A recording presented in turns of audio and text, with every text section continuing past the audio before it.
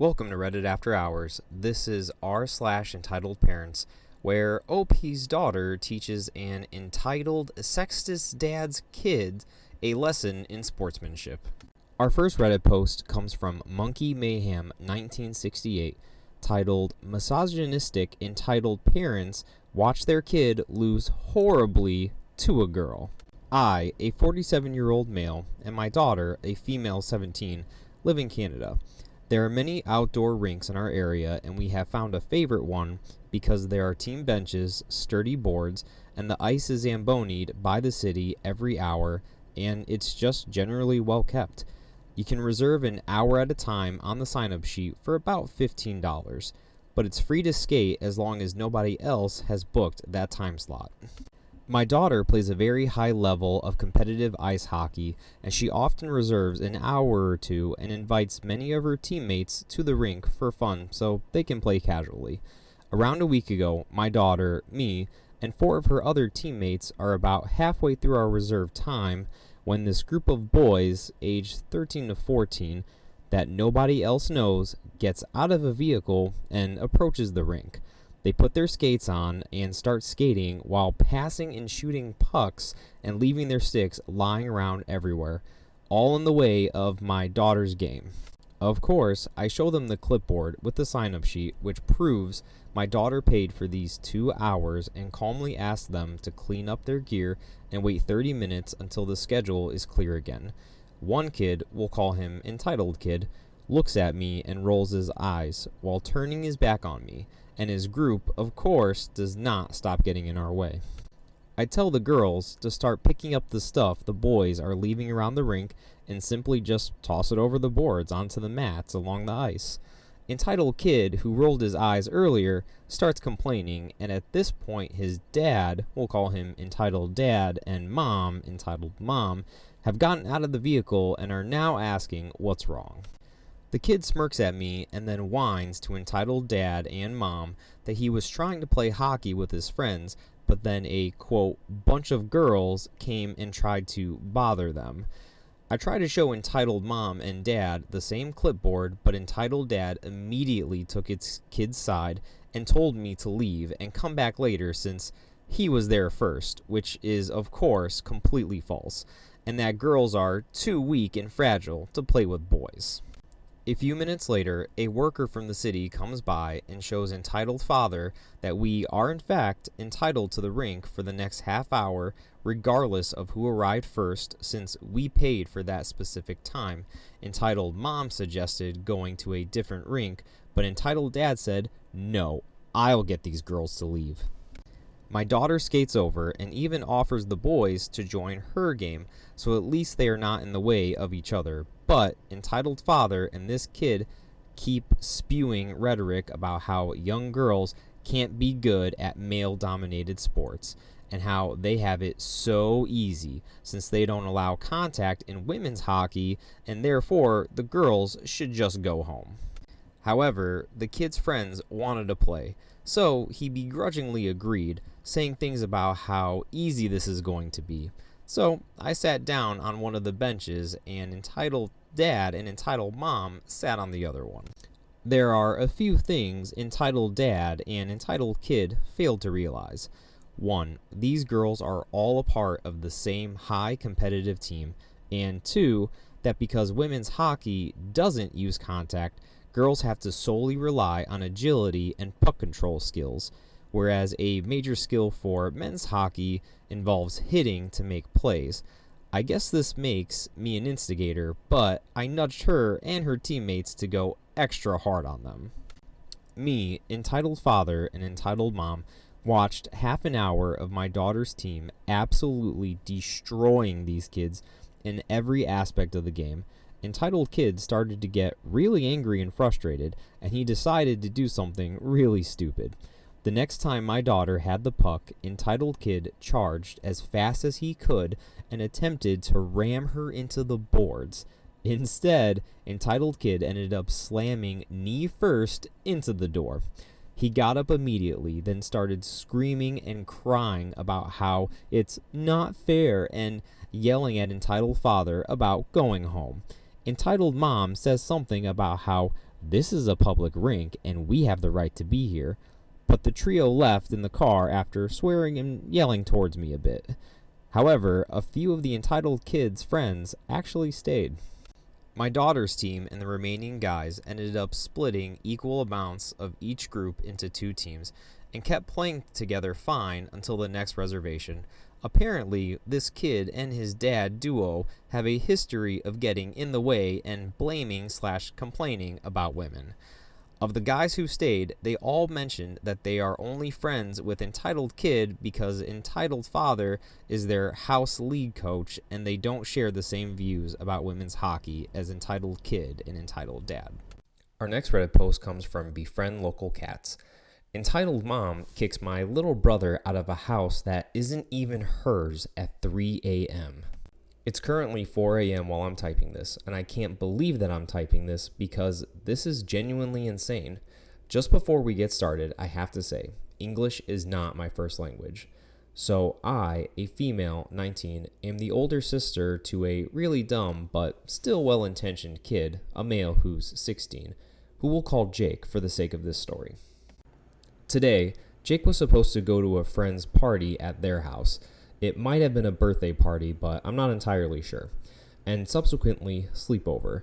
As you know, kids can be dumb, and many were drinking, including Jake's friend. Apparently, birthday boy drank so much that he passed out, but that's neither here nor there. Someone's mom came to pick her kid up. This is the entitled mom of the story, as is customary, we'll call her Karen. And this is the crap show that began. Karen went to go get her kid and saw Jake and his friends still at the house. This was around 3:30 a.m., which is way past our curfew. I promise this is relevant. Karen starts freaking out and the following dialogue ensues. Karen, what are you guys still doing here? It's late. Jake, oh, hi Aunt Karen. We're all supposed to sleep over. Karen, well, it's late. You guys should head home. Friend 1, Auntie, we can't. We're all supposed to be here. Our parents are asleep. Friend number 2, yeah, my mom will probably freak out. Karen, well, I see the birthday boy is asleep. You can't sleep over if he's asleep. You guys have to head home. Jake, it's fine, Auntie. We all have permission to be here. Karen, no, I'm the adult here, and you have to listen to me. I won't leave until all of you leave. Did I make myself clear? Jake, in defeat, yes, Auntie. And so, my underage brother and his friends have all been effectively kicked out of their friend's house by some crazy lady who believes she's entitled to do so. They all prepare to leave and start making arrangements on how they'll go about it. Jake isn't too worried.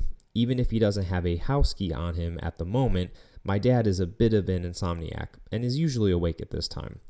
My dad also trusts him enough with his own car keys, so he does have a way to get home. Right as he's getting on his car, he suddenly hears a voice. Of course, it's Karen. Young man, what do you think you're doing? Hey, Auntie, I'm driving home. Well, you can't do that. All of you are obviously drunk. You can't drive. I'm the adult here, and you have to listen to me. For the record, my brother was the furthest thing from drunk. Maybe his friends were, but he really wasn't. Anyways, he keeps trying to argue, but at some point, he decides that it's just not worth it, and decides to get a ride with one of his other friends that was also kicked out. A very similar conversation took place with the auntie accusing his friend of being too drunk and of not being able to drive home in the state they were in, and demanding that they listen to her because she's an adult. God knows how, but my little brother managed to get home safely. I tried asking him about it, but he was kind of frantic. I assume he got a ride because walking home at this hour in my city is stupidly dangerous, even for small distances. Anyway, he did manage to open the front gate. It can be opened manually since it's broken right now. But he realized that the doors were locked and that Dad was most likely asleep at this point, which would have been unusual if it wasn't for the fact that he had just gotten home from a Christmas party and was probably really tired. Jake decided to call Mom. Bless the fact that she's a light sleeper, which was irrelevant here since, unfortunately, she didn't pick up. He tried Dad, who also didn't pick up as well. At this point, Jake panics. He doesn't know the landline number, and he's running out of battery. and decides to throw one last Hail Mary at being able to sleep in a warm bed tonight. He sees the light still on in my room and calls me. Luckily, I pick up the phone and I went downstairs, really confused because he had never gotten home so late. The latest our curfew can be is usually 2 to 2:30 a.m., and this was almost 4 a.m. As I mentioned, my father is a bit of an insomniac too, so he usually waits up for us. Needless to say, I was extremely baffled by the entire situation. That is, at least until he explained what happened. Honestly, I'm tired of people doing this. I've been through similar situations, to be honest. I'll update if anything happens tomorrow, but right now, I need some sleep. And OP still hasn't posted an update yet, but hopefully they do soon. I know if that was my child, I would go ballistic on that ant, so I cannot wait to see if there's any fallout from this. Our next Reddit post comes from Disastrous Tie 9835. I'm 21 and still treated like a child at my home. How do I set boundaries with my mom? I'm turning 22 this year. I've always been the obedient daughter. I've always worked hard to exceed my mom's expectations and avoided doing anything that would upset her. I have 2 younger sisters, and I chose to stay home and look after them instead of focusing on my own career goals because I wanted to help her. But now I'm tired. I want to have my own life. I want to experience new things. Recently, someone asked me out. He ended up coming to our house and met my mother and even spent time with us on Christmas, with her approval, of course. But after that, she told me she was disappointed in me. She said I had no respect because I was spending time in the same room where he was staying. For context, I wasn't sleeping there. I went in the room with the door open. Unfortunately, we had just moved, and we don't have a couch or chairs in the living room yet. Nothing inappropriate happened, but it became a huge issue for her. She told me she was disappointed, even though she always says she wants me to enjoy my life. What does that even mean? In her mind, having a boyfriend automatically means I'll end up pregnant, just like what happened to her when she was younger. I understand her concerns, but it's too much. She once told me she doesn't want me to move out because she still needs me. I get that, and I do want to help her too, but it feels like she wants to control my life in every way. She even gets upset if I don't share my location with her. I'm not allowed to go out at night.